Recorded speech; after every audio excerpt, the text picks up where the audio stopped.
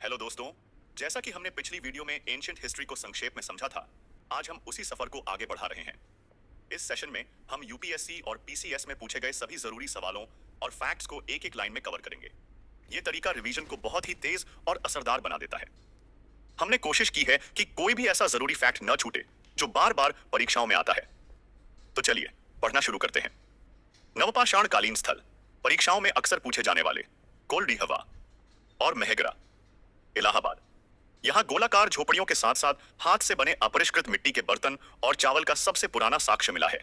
लहुरादेवा, कबीरनगर। नए शोध के अनुसार यहां चावल और कृषि का सबसे प्रारंभिक साक्ष्य मिला है। मेहरगढ़, पाकिस्तान। यहां धूप में सुखाई गई ईंटों का उपयोग, गेहूं का सबसे पहला साक्ष्य, कृषि और पशुपालन का सबसे पहला साक्ष्य और स्थायी जीवन का सबसे पहला साक्ष्य मिला है।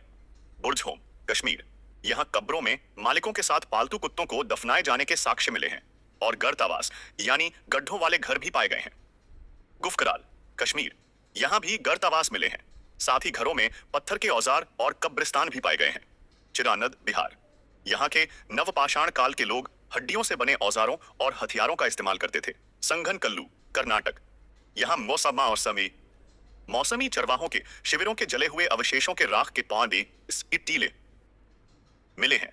लोहंदा नाला, बेलन घाटी। यहां हड्डी से बनी मातृ देवी की मूर्ति मिली है। लेखैया, विंध्य क्षेत्र। यहां एक ही शैलाश्रय में 27 मानव कंकाल पाए गए हैं। बेलन घाटी यह एक ऐसी जगह है जहां पुरापाषाण, मध्यपाषाण और नवपाषाण तीनों चरणों के अवशेष क्रम से पाए गए हैं। अनाज का साक्ष्य, सबसे पहले जौ, फिर दूसरा गेहूं और तीसरा चावल का साक्ष्य मिला है। ध्यान दें, भारतीय उपमहाद्वीप में कृषि का सबसे पहला साक्ष्य लहुरादेवा होगा यदि यह विकल्पों में है, और यदि नहीं है तो मेहरगढ़ विकल्प होगा। महत्वपूर्ण ताम्रपाषाण कालीन स्थल, परीक्षाओं में अक्सर पूछे जाने वाले आहार, बनास घाटी, राजस्थान। यह अयस्क ग्लाने और धातु विज्ञान का केंद्र था। यहां से अन्य समकालीन समुदायों को तांबे के औजारों की आपूर्ति की जाती थी और यहां चावल की खेती भी होती थी। गिलुंड, राजस्थान। यहां पत्थर के ब्लेड उद्योग की खोज हुई है। मालवा, मध्य प्रदेश। यह नर्मदा नदी के पास है और यहां सबसे समृद्ध ताम्रपाषाणिक मृद भांड यानी मिट्टी के बर्तन और तकली मिले हैं। कायथा, मध्य प्रदेश। यह चंबल नदी के पास है। यहाँ के घरों में मिट्टी का लेप लगे फर्श थे। मिट्टी के बर्तनों में पूर्व हड़प्पा तत्व मिले हैं और तेज धार वाले तांबे के औजार भी पाए गए हैं। दैमाबाद, अहमदनगर, महाराष्ट्र। यह गोदावरी घाटी में सबसे बड़ा जोरवे संस्कृति स्थल है। यह कांस्य की वस्तुओं की बरामदगी के लिए प्रसिद्ध है, जैसे कांस्य का गेंडा, हाथी, एक सवार के साथ 2 पहियों वाला रथ और एक भैंसा। सोनगांव, इनामगांव और नासिक, महाराष्ट्र। यहां भट्टियों के साथ बड़े मिट्टी के घर और गोलाकार गड्ढे वाले घर मिले हैं। यहां मृतकों को घरों के फर्श के नीचे उत्तर और दक्षिण दिशा में दफनाया जाता था। नवदाटोली, मध्य प्रदेश। यहां सभी खाद्यान्नों की खेती होती थी। गोल और आयताकार आवासीय संरचनाएं मिली हैं। नवदाटोली में खुदाई HD सांकलिया द्वारा की गई थी। नेवासा, जोरवे, महाराष्ट्र और एरण, मध्य प्रदेश, ये अपनी गैर हड़प्पा संस्कृति के लिए जाने जाते हैं। पाषाण काल पर अक्सर पूछे जाने वाले PUQ, रॉबर्ट ब्रूस फूटे, एक भूविज्ञानी और पुरातत्वविद। इन्हें भारतीय प्रागैतिहास का जनक कहा जाता है। इन्होंने ही भारत में पहला पुरापाषाणिक उपकरण पल्लवरम हस्तकुठार खोजा था। 3 मुख्य युगों, पत्थर, कांस्य और लौह की प्रणाली। डेनिश पुरातत्वविद क्रिश्चियन जुर्गेनसेन थॉमसन द्वारा 1818 और 1820 में विकसित की गई थी। पशुपालन का पहला साक्ष्य आदमगढ़, होशंगाबाद, मध्य प्रदेश और बागोर, भीलवाड़ा, राजस्थान में मिला। मनुष्य का पहला साक्ष्य मध्य प्रदेश के पश्चिमी नर्मदा क्षेत्र में मिला, जिसे 1982 में खोजा गया। पाषाण युग से लेकर हड़प्पा सभ्यता तक के सांस्कृतिक अवशेष मेहरगढ़, बलूचिस्तान,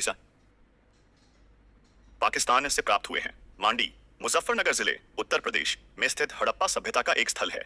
महापाषाण, मेगालिथ्स, कब्रिस्तानों में बड़े पत्थरों से बने समाधि स्थल हैं। राख के टीले, नवपाषाण स्थल संगनकल्लू, मैसूर, कर्नाटक से पाए गए हैं। भीमबेटका की गुफाएं मध्य प्रदेश के रायसेन जिले में स्थित हैं। ये प्रागैतिहासिक युग की शैल चित्रकला का सबसे अच्छा उदाहरण है। उन्हें VS वाकणकर द्वारा 1957 में खोजा गया था और यह एक यूनेस्को विश्व धरोहर स्थल है। OCP गैरिक मृदभांड की खोज और इसका नामकरण BB लाल द्वारा 1951 में हस्तिनापुर में किया गया था। जोरवे संस्कृति, महाराष्ट्र, दैमाबाद और इनामगांव। यहाँ के लोग मृत्यु के बाद जीवन में विश्वास करते थे और इसीलिए मृतकों को घरों के अंदर उत्तर से दक्षिण की स्थिति में दफनाते थे। चंद्रकेतुगढ़ टेराकोटा शिल्प का एक प्रमुख केंद्र था, जबकि गणेश्वर जोधपुरा संस्कृति, राजस्थान, तांबे की वस्तुओं के लिए प्रसिद्ध थी। विंध्य क्षेत्र में लेखिया के शैलाश्रय से अधिकतम 17 मानव कंकाल पाए गए हैं। विंध्य के पाषाण युग के लोग अंतिम प्लीस्टोसीन काल में जलवायु परिवर्तन के कारण गंगा घाटी में चले गए, क्योंकि विंध्य घाटी सूख गई थी। भारतीय पुरातत्व सर्वेक्षण ASI संस्कृति मंत्रालय के अधीन है। 1871 में पुरातत्व सर्वेक्षण की स्थापना की गई और अलेक्जेंडर कनिंघम को इसका पहला महानिदेशक नियुक्त किया गया। 1901 में लॉर्ड कर्जन के कार्यकाल के दौरान इसे भारतीय पुरातत्व सर्वेक्षण के रूप में नामित किया गया और 1902 में जॉन मार्शल को इसका पहला महानिदेशक नियुक्त किया गया। राष्ट्रीय मानव संग्रहालय, जिसका नाम बदलकर इंदिरा गांधी राष्ट्रीय मानव संग्रहालय कर दिया गया, भोपाल, मध्य प्रदेश में स्थित है।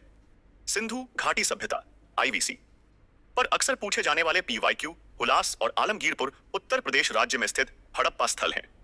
दधेरी गोविंदगढ़, जिला लुधियाना, पंजाब का एक प्रागैतिहासिक उत्खनन स्थल था। सोहगौरा उत्तर प्रदेश के गोरखपुर जिले में राप्ती नदी के तट पर स्थित एक गांव है। यहां मौर्य काल का एक ताम्रपत्र अभिलेख मिला है। यह हड़प्पा स्थल नहीं है। भौगोलिक रूप से सिंधु घाटी सभ्यता झेलम नदी से लेकर दक्षिण में यमुना की सहायक नदी हिंडन नदी आलमगीरपुर तक फैली हुई थी। इसमें चिनाब, रावी, सतलज और झेलम जैसी नदियां शामिल थीं, लेकिन गंगा नदी इससे संबंधित नहीं थी। सर जॉन मार्शल हड़प्पा और मोहनजोदड़ो की खोज के दौरान भारतीय पुरातत्व सर्वेक्षण के महानिदेशक थे। अलेक्जेंडर कनिंघम पहले पुरातत्वविद थे जिन्होंने हड़प्पा की खुदाई की, लेकिन उनके काम को मान्यता नहीं मिली। घटनाओं का कालक्रम इस प्रकार है: कांस्य युग, 4C, लौह युग, उत्तर वैदिक, आहत सिक्के, पंचड कॉइन्स, स्वर्ण सिक्के, इंडो ग्रीक। सोनौली, बागपत जिले, उत्तर प्रदेश में एक पुरातात्विक स्थल है जहां सिंधु घाटी सभ्यता से संबंधित 125 कब्रें मिली हैं। सिंधु घाटी सभ्यता को एक धर्मनिरपेक्ष सभ्यता माना जाता है, जिसमें धर्मतंत्र या संगठित धर्म का कोई निशान नहीं है। प्राचीन मिस्र की सभ्यता लगभग 3000 वर्षों तक नील नदी के किनारे फली फूली। नील नदी को मिस्र की जीवन रेखा के रूप में जाना जाता है। सिंधु घाटी सभ्यता भारत और मेसोपोटामिया मिस्र की सभ्यता की समकालीन सभ्यताएं हैं। सभ्यताओं का उत्तर से दक्षिण का सही क्रम है: एज़टेक, मैक्सिको, माया, ग्वाटेमाला, मुइस्का, कोलंबिया, इनका, पेरू। सुमेरियन सभ्यता के लोग एक उचित प्रणाली में लेखन की कला विकसित करने वाले पहले व्यक्ति थे। वैदिक काल पर अक्सर पूछे जाने वाले PYQ बृहस्पति को देवगुरु, देवताओं का शिक्षक या पुजारी के रूप में भी जाना जाता है। वे देवों के गुरु हैं। बोगज कोई शिलालेख, एशिया माइनर, तुर्की, महत्वपूर्ण है क्योंकि इसमें 4 वैदिक देवताओं यानी इंद्र, वरुण, मित्र और नासत्य का उल्लेख है। यह आर्यों के ईरान से भारत की ओर प्रवास के बारे में भी बताता है। बाल गंगाधर तिलक ने अपनी पुस्तक the arctic home in the Veda में यह सिद्धांत दिया कि उत्तरी ध्रुव आर्कटिक क्षेत्र आर्यों का मूल घर था। उत्तर वैदिक काल में कुरु पांचाल के इस क्षेत्र को आर्य संस्कृति की धुरी माना जाता था। प्रसिद्ध दशराज्य युद्ध, 10 राजाओं का युद्ध परुष्णी नदी के तट पर लड़ा गया था। सरस्वती नदी को सबसे पवित्र माना जाता था और ऋग्वेद में इसे मातेतमा, देवीतमा और नदीतमा नाम दिया गया है। आर्य अपनी आजीविका के लिए कृषि और शिकार पर निर्भर थे। फसलें और उनके प्राचीन नाम व्रीहि चावल, मुदग मूंग, यव बाजरा, जौ, इक्षु गन्ना। श्रीमद् भगवद गीता मूल रूप से संस्कृत भाषा में लिखी गई थी। मूल रूप से महाभारत को जय संहिता, जिसे शतसहस्री संहिता भी कहा जाता है, के नाम से जाना जाता था। अस्पृश्यता, छुआछूत की अवधारणा प्रारंभिक ईसाई युग धर्मशास्त्र के युग में स्पष्ट रूप से स्थापित की गई थी। सत्यमेव जयते शब्द संस्कृत का एक शब्द है जो मुंडकोपनिषद से लिया गया है। ऋग्वैदिक काल में गाय की स्थिति बहुत पवित्र थी और इसे अघन्या, न मारने योग्य कहा जाता था। बौद्ध धर्म पर अक्सर पूछे जाने वाले PYQ मौर्य वंश के सम्राट अशोक के रुम्मिंदेई स्तंभ शिलालेख से यह ज्ञात होता है कि लुम्बिनी गौतम बुद्ध का जन्म स्थान है। गौतम बुद्ध ने अपना अंतिम उपदेश सुभद्द को दिया, जो बुद्ध से ज्ञान प्राप्त करने वाला अंतिम व्यक्ति था। बालपुत्र देव सुवर्ण भूमि का शासक था, जिसने नालंदा में एक बौद्ध मठ की स्थापना की थी।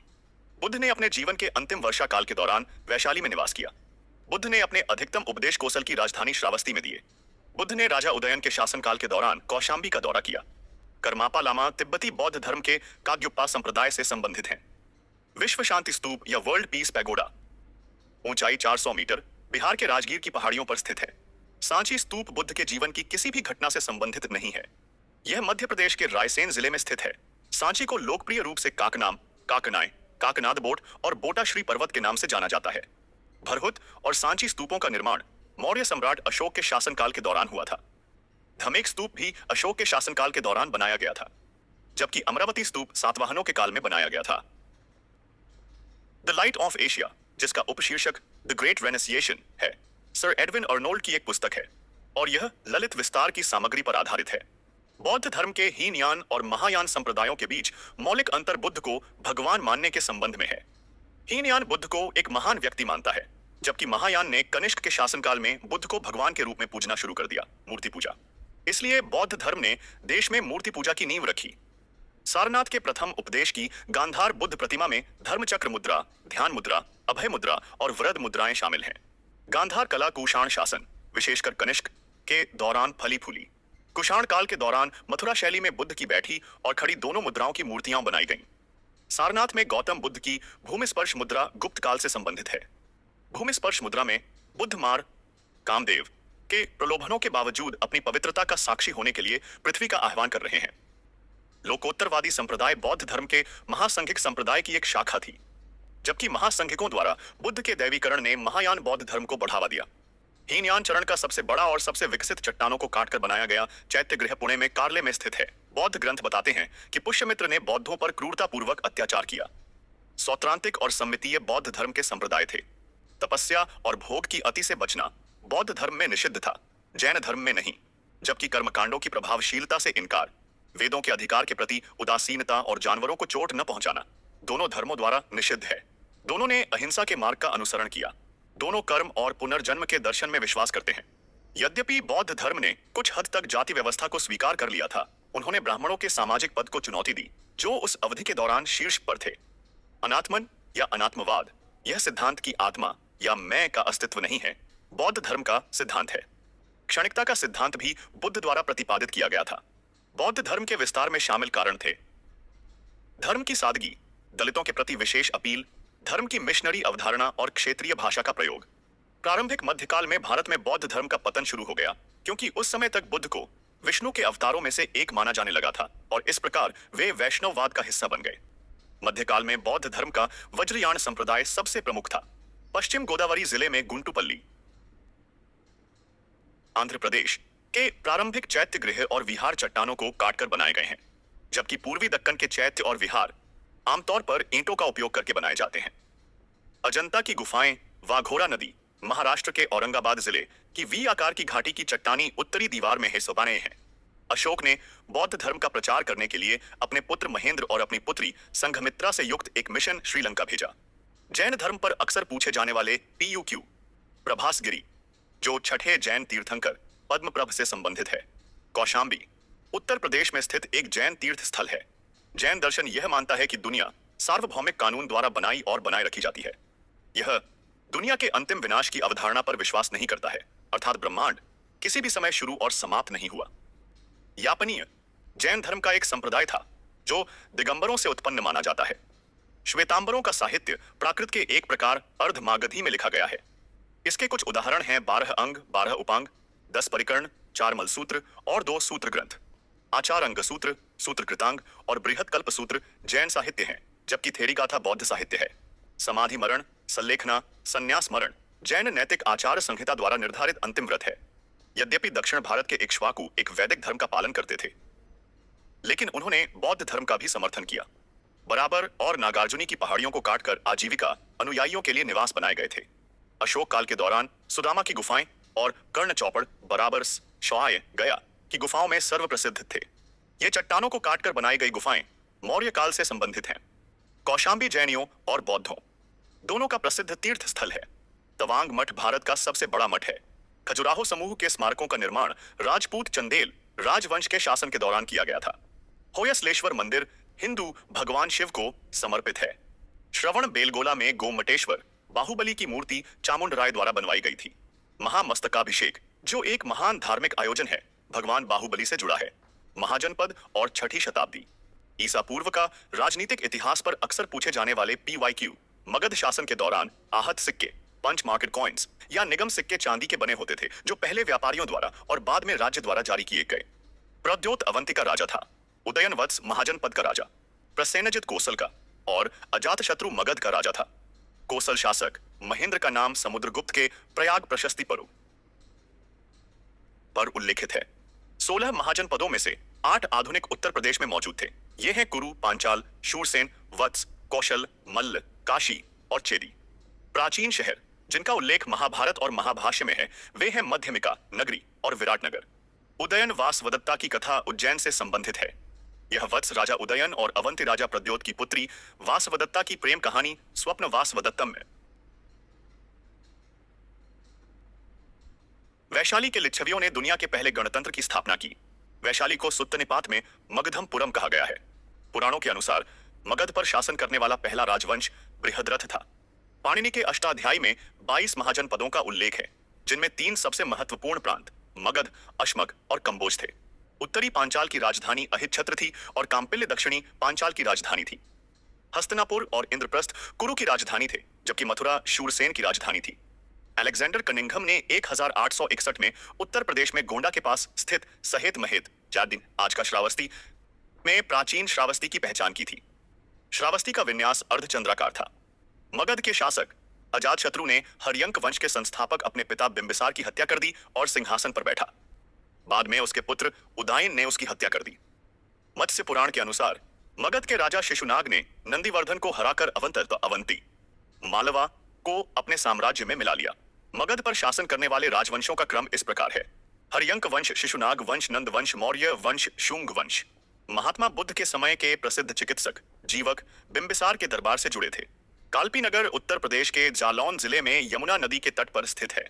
कोयल अलीगढ़ का प्राचीन नाम, महोत्सव नगर महोबा का प्राचीन नाम, महोदय श्री कन्नौज का प्राचीन नाम, जेजाक भुक्ति बुंदेलखंड का प्राचीन नाम। कर्नाट वंश का अंतिम शासक हरिसिंह देव था। अश्वक सिकंदर के आक्रमण के समय एक सीमांत गणराज्य था, जिसकी राजधानी मस्सक थी। यहाँ की महिलाओं ने सिकंदर के खिलाफ हथियार उठाए थे। भारत में सिकंदर की सफलता के कारण थे। भारत में कोई केंद्रीय शक्ति नहीं थी। सिकंदर की बेहतर सेना थी और विश्वासघाती भारतीय शासकों द्वारा उसे मदद मिली। अरिकामेडु, पुडुचेरी, पूर्वी भारत में एक महत्वपूर्ण इंडो रोमन व्यापारिक केंद्र था। मौर्य राजवंश के प्रमुख शब्द, प्रशासन के प्रमुख शब्द, भंडागाराधिकृत शाही खजाने का प्रमुख, चापक्ष पटलिक लेखा विभाग का स्प्रोक्ष प्रमुख, दंडपाशिक पुलिस विभाग का दिस प्रमुख, खद्यक पाकिक शाही रसोई का निरीक्षक, महादंड नायक मुख्य न्यायाधीश, महापिलुपति हस्तसेना का नियंत्रक, महानरपति पैदल सैनिकों का प्रमुख, महाप्रतिहार शाही महल का रखरखाव करने वाला अधिकारी, राजधानी में सर्वोच्च न्यायालय का मुख्य न्यायाधीश धर्माधिकरण कहलाता था।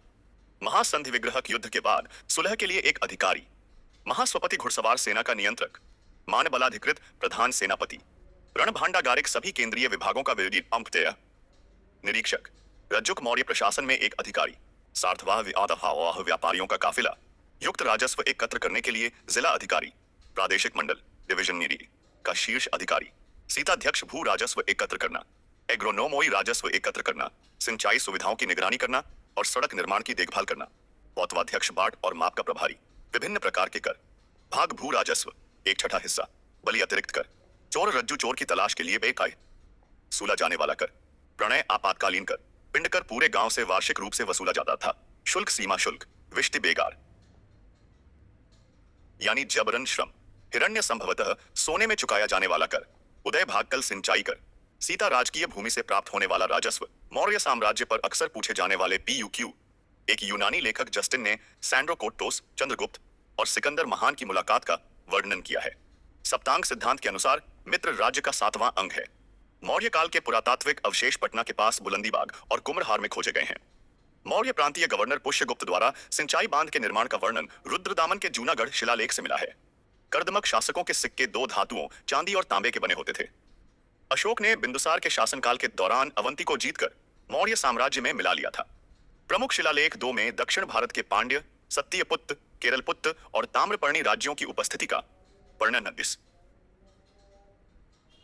स्रोत अशोक के शासनकाल के दौरान तीसरी बौद्ध संगीति के होने का उल्लेख करते हैं। वाराणसी सारनाथ का धमेक स्तूप गुप्त काल से संबंधित है। घोषिताराम मठ कौशांबी में, सहेत महेत श्रावस्ती में। बौद्ध धर्म स्वीकार करने के बाद अशोक ने इन स्थानों का इस क्रम में दौरा किया: लुम्बिनी, कपिलवस्तु, बोधगया, सारनाथ, कुशीनगर, श्रावस्ती। अशोक के 2 शिलालेख शाहबाजगढ़ी और मानसेहरा खरोष्ठी लिपि में हैं, जो दाएं से बाएं लिखी जाती है। ब्राह्मी लिपि को सबसे पहले पत्थर की पट्टियों पर खुदे अक्षरों के माध्यम से सर जेम्स प्रिंसेप द्वारा पढ़ा गया था। पूर्व अशोकन ब्राह्मी लिपि अनुराधापुर, श्रीलंका में पाई गई। अशोक का व्यक्तिगत नाम गुर्जर, मस्की, नेतूर और उड़ेगोलम शिलालेखों में उल्लिखित है। अशोक का रुम्मिंदेई स्तंभ बुद्ध के जन्म को चिह्नित करने के लिए लगाया गया था। भाबरू शिलालेख अशोक को बौद्ध साबित करता है। इसी शिलालेख में उसने खुद को पियदसी राजा मगध यानी मगध का राजा कहा है। कालसी, उत्तराखंड, अशोकन शिलालेखों के लिए प्रसिद्ध है। कंगनहल्ली बुद्ध स्तूप में अशोक का उनकी रानी के साथ एक पत्थर का चित्र है, जिसके नीचे रण्य अशोक, राजा अशोक लिखा हुआ है। अशोक का 12वां प्रमुख शिलालेख धार्मिक सहिष्णुता के सिद्धांत को समर्पित है। अशोक के दूसरे और 13वें शिलालेख हमें चोल, पांड्य, सत्यपुत्र और केरलपुत्र के संगम साम्राज्य के बारे में बताते हैं। सातवाहन शासकों ने प्राकृत भाषा को संरक्षण दिया। अशोक के 13वें शिलालेख से पता चलता है कि उसके 5 यवन राजाओं के साथ सौहार्दपूर्ण संबंध थे। सोहगौरा ताम्रपत्र से पता चला कि मौर्यों ने अकाल के दौरान उपयोग के लिए खाद्यान्न को संरक्षित करने का सबसे पहला शाही आदेश जारी किया था। भारत में धर्म के आधार पर भूमि अनुदान का सबसे पहला अभिलेखीय रिकॉर्ड सातवाहन के शिलालेख में पाया जाता है। पाटलिपुत्र नगर के नगर पालिका प्रशासन का वर्णन मेगस्थनीज गुबाद में इंडिकानायन है। मौर्य काल में कर चोरी की सजा मृत्युदंड थी।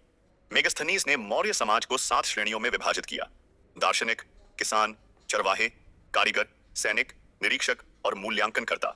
मेगस्थनीज भारत में दासता का उल्लेख नहीं करता है। हरिशैन, गुप्त सम्राट समुद्रगुप्त का दरबारी कवि था। भारत में सोने के सिक्कों का नियमितीकरण का श्रेय इंडो ग्रीक राजाओं को दिया जाता है, मौर्यों को नहीं। पनकोद कसन निरोध है। मौर्य प्रशासन में सड़कों पर गंदगी फेंकने या जलभराव करने पर लगाया जाने वाला जुर्माना था। मौर्य काल के दौरान सीखने का सबसे प्रसिद्ध केंद्र तक्षशिला था। अर्थशास्त्र पति द्वारा छोड़ी गई पत्नी को तलाक की अनुमति देता है। मौर्य काल में तलाक प्रचलित था। मनुस्मृति पुनर्विवाह पर रोक लगाती है। विदेशी आक्रमणकारी जो पुरोहित रीति रिवाजों का पालन नहीं करते थे, उन्हें मनुस्मृति में पतित क्षत्रिय कहा गया है। मेगस्थनीज चंद्रगुप्त मौर्य के समय, फाहियान चंद्रगुप्त द्वितीय विक्रमादित्य के समय, ह्वेनसांग हर्षवर्धन के समय आया था। मौर्य सम्राटों चंद्रगुप्त मौर्य और अशोक ने गिरनार क्षेत्र में जल संसाधन प्रबंधन पर ध्यान केंद्रित किया। मौर्योत्तर साम्राज्य पर अक्सर पूछे जाने वाले पीयूक्यू स्ट्रेटो द्वितीय ने सीसे के सिक्के जारी किए। अगाथोक्लेस अपने सिक्के पर द्विभाषी लेख शुरू करने वाला पहला ग्रीको बैक्ट्रियन शासक था। काव्य शैली का सबसे पहला नमूना रुद्रदामन के जूनागढ़ शिलालेख में पाया जाता है। कुषाण शासक कनिष्क के सिक्कों पर बुद्ध को दर्शाया गया है। विम कड़फिसेस पहला कुषाण शासक था जिसने सोने के सिक्के जारी किए। यौधेय तांबे के सिक्के, जिन पर 6 सिर वाले भगवान कार्तिकेय की आकृति है, कुषाण शासक के शासनकाल के दौरान पाए गए। सारनाथ के बुद्ध शिलालेख की तिथि, जो कनिष्क से संबंधित है, 81 ईस्वी है। शक संवत 78 ईस्वी से शुरू होता है। विक्रम संवत और शक संवत के बीच का अंतर 135 वर्ष है। विक्रम संवत की आरंभिक तिथि 57 ईसा पूर्व है। पार्श्व, वसुमित्र, अश्वघोष, नागार्जुन, चरक और माठर कनिष्क के दरबार में विद्वान थे। राबटक शिलालेख ग्रीक लिपि और बैक्ट्रियन भाषा में लिखे गए थे और ये कनिष्क से संबंधित हैं। कौटिल्य, चंद्रगुप्त मौर्य, चरक, प्रसेनजित, जीवक, वसुबंधु, चाणक्य आदि ने तक्षशिला विश्वविद्यालय में अध्ययन किया। शुंगों के पूर्वज उज्जैन के थे। शुंग वंश का अंतिम शासक देवभूति था, जिसे कण्वों ने प्रतिस्थापित किया। चीनी जनरल पान चाओ ने कनिष्क को हराया था। बाल विवाह की प्रथा कुषाण काल में शुरू हुई। सातवाहनों ने सीसा, तांबा, कांस्य और चांदी में सिक्के बनाए, लेकिन सोने में नहीं। अफगानिस्तान का बामियान बुद्ध की मूर्तियों के लिए प्रसिद्ध था। भारत में आक्रमणकारियों का क्रम यूनानी शक कुषाण, राजवंश का कालानुक्रमिक क्रम सातवाहन वाकाटक चालुक्य, चेदी वंश का राजा खारवेल कलिंग का राजाशी। हाथी गुम्फा शिलालेख उसके बारे में जानकारी का मुख्य स्रोत है और उसने जैन धर्म का पालन किया। गुप्त और गुप्तोत्तर साम्राज्य पर अक्सर पूछे जाने वाले PYQ, वाकाटक के राजा प्रवरसेन प्रथम ने 4 अश्वमेध यज्ञ किए थे। प्रयाग प्रशस्ति इलाहाबाद स्तंभ का नाम है। यह एक अशोक स्तंभ है, लेकिन इसमें 4 अलग अलग शिलालेख हैं। हूणों का पहला आक्रमण स्कंदगुप्त के शासनकाल के दौरान हुआ और हूणों को उसके द्वारा पूरी तरह से पराजित किया गया। इसका उल्लेख भितरी स्तंभ शिलालेख में है। भारत ने बंगाल की खाड़ी के पार दक्षिण पूर्व एशिया के साथ अपने प्रारंभिक सांस्कृतिक संपर्क और व्यापारिक संबंध बनाए रखे। सती प्रथा का पहला साक्ष्य एरण के शिलालेख से मिला है। गुप्त काल के दौरान शहरों का धीरे धीरे पतन हुआ। वारंगल लोहे के उपकरणों के उत्पादन के लिए प्रसिद्ध था। मालवा के यशोधर्मन ने हूण शासक मिहिर कुल को हराया था। चीनी यात्री सुंगयुन 518 से 521 ईस्वी के बीच भारत आया था। सांख्य दर्शन के आचार्य महर्षि कपिल को माना जाता है। योग दर्शन के संस्थापक महर्षि पतंजलि थे। नव्य न्याय स्कूल के संस्थापक उदयन या उदयानाचार्य थे। चारवाक ने भौतिकवादी विचारधारा पर जोर दिया। न्याय दर्शन का प्रचार गौतम ने किया था। विभिन्न दर्शन और उनके संस्थापक न्याय गौतम, मीमांसा जैमिनी, सांख्य कपिल, वेदांत बादरायण, वैशेषिक महर्षि कणाद, योग पतंजलि, अद्वैत वेदांत के प्रमुख प्रतिपादक 8वीं शताब्दी में आदिशंकर थे। शक युग कनिष्क द्वारा 78 ईस्वी में शुरू किया गया था। गुप्तों के पतन से लेकर हर्षवर्धन के उदय तक इन राज्यों ने सत्ता संभाली। मगध के गुप्त थानेसर के पुष्यभूति, कन्नौज के मौखरी वल्लभी के मैत्रक। गुप्त और उत्तर गुप्त काल में कौशेय शब्द का प्रयोग रेशम के लिए किया जाता था। वेनसांग ने अपनी यात्रा के आधार पर सीयूकी नामक एक ग्रंथ लिखा। चीनी लेखक भारत का उल्लेख यिंतु या थियान्तु नाम से करते हैं। नालंदा विश्वविद्यालय को 12वीं शताब्दी के अंत में बख्तियार खिलजी की सेना ने नष्ट कर दिया था। उत्तर गुप्त काल के दौरान व्यापार केंद्र उज्जैन से कन्नौज स्थानांतरित हो गए थे। हो गया था। शंकराचार्य का जन्म 8वीं शताब्दी में केरल के कलाड़ी गांव में हुआ था। उन्होंने अद्वैत वेदांत के दर्शन की वकालत की। उन्होंने 4 मठों की स्थापना की, श्रृंगेरी, द्वारका, पुरी और ज्योतिर्मठ। दक्षिण भारतीय राजवंश और संगम काल पर अक्सर पूछे जाने वाले पीयूक्यू शिव की दक्षिणामूर्ति उन्हें एक गुरु या शिक्षक के रूप में दर्शाती है। चोल राजा कुलोत्तुंग प्रथम के शासनकाल में 1077 में चोलों ने 62 व्यापारियों का एक सद्भावना मिशन चीन भेजा। राजेंद्र प्रथम ने गंगईकोंड चोलपुरम नामक एक नई राजधानी की स्थापना की। मंदिरों की स्थापना का क्रम सप्त पगोड़ा, महाबलीपुरम के तटीय मंदिर, बृहदीश्वर मंदिर, गंगईकोंड, चोलपुरम मंदिर। चोल शासकों ने मंदिरों की दीवारों पर शिलालेख लिखवाने की प्रथा अपनाई थी, जिससे हमें उनके बारे में अधिक जानकारी मिलती है। एरिपत्ती, वह भूमि जिससे प्राप्त राजस्व गांव के तालाब के रखरखाव के लिए अलग रखा जाता था। घटिका, कॉलेज जो आमतौर पर मंदिरों से जुड़े होते थे। नाना देशस और मणिग्राम व्यापारियों का एक संघ था। ऐहोल शिलालेख पुलकेशिन द्वितीय के इतिहास को जानने का एक प्रामाणिक स्रोत है। इसे रविकीर्ति द्वारा लिखा गया था और इसमें कवि कालिदास का भी उल्लेख है। यवन प्रिय भारतीय काली मिर्च को कहा जाता था। अरिकामेडु पांडिचेरी में एक पुरातात्विक स्थल है। पेरिप्लस में इसे पोडुके कहा गया था। तमिल ग्रंथ कुरल को लघु वेद माना जाता है और इसे तिरुवल्लुवर ने लिखा था। रामावतारम या तमिल रामायण 12वीं शताब्दी में कंबन द्वारा लिखी गई थी। राजवंशों की राजधानियां पल्लव कांची, पांड्य मदुरै, यादव देवगिरी, काकतीय वारंगल। नरसिंह वर्मन प्रथम पल्लव वंश का राजा था। उसे महामल्ल के रूप में जाना जाता था। उसने चालुक्य की राजधानी वातापी को नष्ट कर दिया और वातापिकोंडा की उपाधि धारण की। तक्कोलम का युद्ध चोल और राष्ट्रकूटों के बीच लड़ा गया था। उरयूर संगम युग के दौरान कपास का एक प्रमुख केंद्र था। वेंगी नदी पांड्य राज्य की जीवन रेखा थी। नौरा, टोंडी, मुशिरी और नेलेसंडा पश्चिमी तट के मुख्य बंदरगाह थे। संगम पाठ के अनुसार कोन, को और मन्नन शब्द राजा के लिए प्रयुक्त होते थे। मातवालिन एक चीनी यात्री था जिसने चालुक्यों के शासन के दौरान चीन और भारत के बीच संबंधों का विवरण दिया है। कुमारपाल एक चालुक्य राजा था जो पशु क्रूरता के खिलाफ था।